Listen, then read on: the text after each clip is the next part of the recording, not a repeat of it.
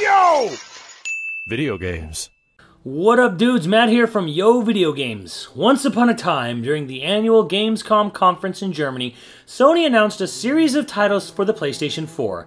Many looked promising, and Sony, for their part, seemed eager to bring forth a collection of varied titles from smaller development studios around all of Europe and the world at large. No title caught my attention better than RiME from Tequila Works. While not a lot was said, it immediately looked and sounded like the kind of title for me. A year later would reveal a follow-up trailer at Gamescom 2014. In the time of its announcement, we learned that RiME would be a 3D exploration-based title that featured mystery and puzzle solving, but no actual combat. Even I thought the no combat statement was pure fluff and buzzword hyping. After its disappearance in 2014, the rights would eventually be sold back to the studio, which, in hindsight, is infinitely a better decision than what usually happens, such as Microsoft keeping the rights to Scalebound when it's easy to imagine just about any studio would be willing to snap up publishing for that title. While things seemed dire at the time, and there was certainly a witch hunt formed against the developer with plenty of rumors online about the status of the game and the people at the studio, the title re-emerged this year. It looked and sounded just like it was supposed to back in 2014, but even better was that every current console and PC would be getting the game, and to my surprise, that included no combat. If you've been following this channel or our streams, then you might know that RiME was always on my most anticipated games list. It was the main reason I was going to buy a PS4 until Max went all Oprah on me. Through its announcement, second trailer, disappearance, and final resurgence, I went through a whole range of emotions, but in the end, none could be greater than the satisfaction of playing the final game. So what is RiME actually about? Well, you play as a boy named Inu who's been shipwrecked on a Mediterranean island whose centerpiece is a massive tower with scattered ruins all around it. Explaining any more would be a huge disservice to the narrative, as one of the big surprises of the title is the hidden depth. In fact, if you know me, you know how much of a sucker I am for visual storytelling, and this is RiME's driving focus. There is zero on-screen text or spoken words.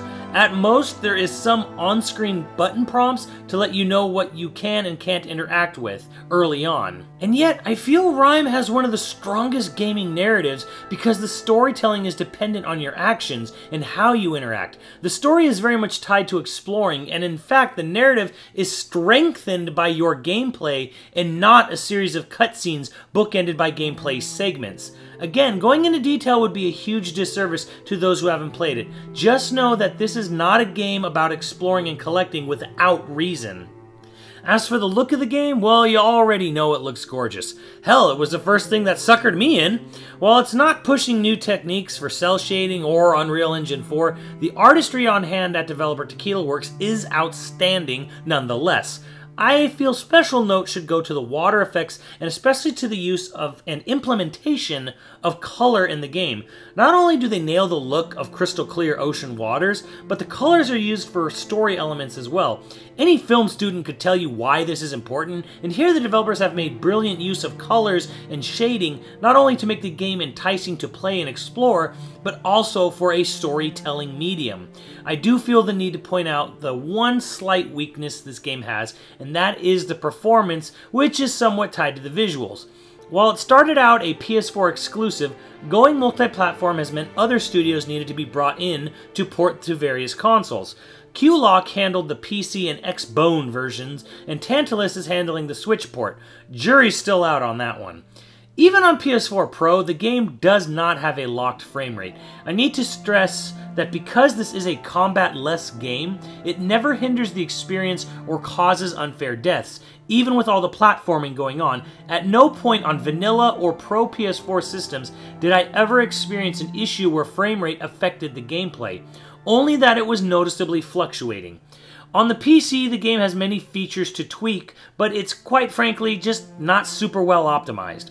While my rig can run Doom on max settings perfectly at 60 frames, RiME is a game where I need to customize it somewhere between medium and high settings for a solid 60 frames per second. The two main culprits seem to be the higher end anti-aliasing and shadow qualities, but to be honest, the art style of the game doesn't really change all that much between medium, high, and ultra. I've personally tested many different settings and configurations between my rig and Max's Pixar render farm of a PC, and found that even when dropped to lower settings, the difference just isn't that large visually. I can run high quality textures and water tessellation perfectly fine with a basic level of anti-aliasing and filtering on a 1060 graphics card, and really the graphical leap just isn't that much at all. Granted, I am talking about 1080p and not 4K. Mileage may vary.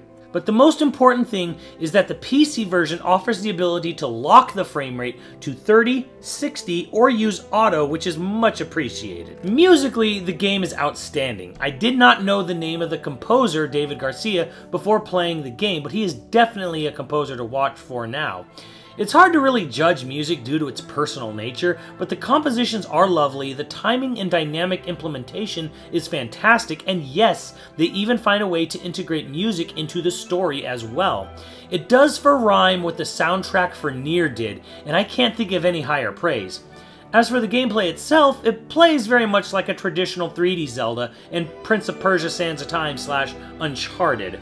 Lots of climbing to go with your exploring, and plenty of environmental puzzles. While initially I was hoping for the game to have me completely stumped, the intent of the developers was never to have players stuck for hours in a room. As such, while there are definitely some clever puzzles, they're no brainbusters, and just about all of them are environment and physics based in some way. Basically, they feel natural to the world they inhabit, and not, say, some segmented puzzle section away from the world map.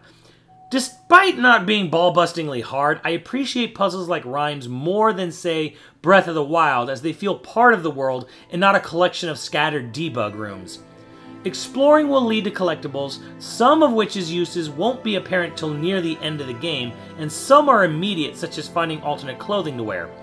Of particular note are the keyholes and seashells. The keyholes offer glimpses into the backstory by way of art pieces, and the seashells each contain a segment of a lullaby, which adds more to the composition until all are found and the song is complete. There are other Easter eggs and goodies too that I won't spoil, but suffice to say, they make going out of your way feel rewarding, which isn't always so easy to do. Since its release, I have played through the first area of the game alone about 5 times, and would have no problems doing it again, and that's usually my biggest sign of a game's quality. How badly do you want to replay it upon finishing it? With RiME, the answer was immediately, and even if you had to start a new file without finishing the game first. Also, because there is so much to absorb and artistically interpret, just about everyone will get something more from the game's setting and story the second time through. Thankfully, the game isn't long at all. 8 to 10 hours if you do a nice, slow playthrough the first time, taking time to find the extra items. It certainly doesn't wear out its welcome, and really the only problem with the length is that you're left wanting more. Still, the game's areas are plenty big and continuously offer new things to see, new mechanics, and new twists and threats to overcome. It ramps up nicely and finishes much stronger emotionally than anyone would expect. So obviously, in the end, I feel the game is absolutely worth its meager $30 asking price. It's one of, if not the best game released this year. And this year has been staggering with quality, from Resident Evil 7 to Neo to Zelda and Nier and Persona 5. RiME, however, is a game tailor-made for a person like me. While certainly not the scope or length of Zelda, it filled the empty spaces Breath of the Wild left in its wake, namely storytelling and soundtrack, both of which absolutely annihilate Breath of the Wild. Beyond some slight performance issues, there's nothing I can find critically wrong with the game. It does what it sets out to do, and does so beautifully without any pacing issues or major flaws in its design. It's not the most innovative title out there, but not every game needs to be. RiME is a masterpiece. It is what the game industry needs more of. I only hope we don't have to wait as long for the next great title that combines environment, storytelling, music, and puzzle solving the way this game does.